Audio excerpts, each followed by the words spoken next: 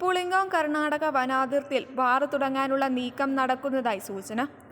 അതിനായി ചില മുതലാളിമാർ കർണാടക സർക്കാരിൽ സമ്മർദ്ദം ചെലുത്താനുള്ള ശ്രമം ആരംഭിച്ചിട്ടുണ്ടത്രേ. കുടിയന്മാർക്ക് ഏറെ ആശ്വാസമായി. ചെറുപുഴ പഞ്ചായത്തിലുള്ള കൺസ്യൂമർ ഫെഡിന്റെ വിദേശ മദ്യ ഔട്ട്ലെറ്റ് പൂട്ടിയതോടെ ഏക ആശ്രയം ചെറുപുഴ ബാർ മാത്രമാണ്. ബാറിലാണെങ്കിൽ തീ പൊള്ളുന്ന വിലയും.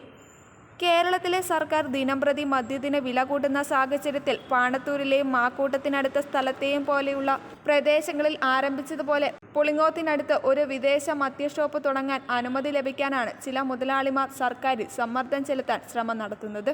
ഇപ്പോൾ ബാറിൽ 60 ml മദ്യത്തിന് 100 മുതൽ 200 രൂപ വരെ നൽകുന്ന കുടിയന്മാർക്ക് ഇങ്ങനെ ഒരു സംരംഭം വന്നാൽ 45 രൂപയ്ക്ക് 60 ml മദ്യം ലഭിക്കും.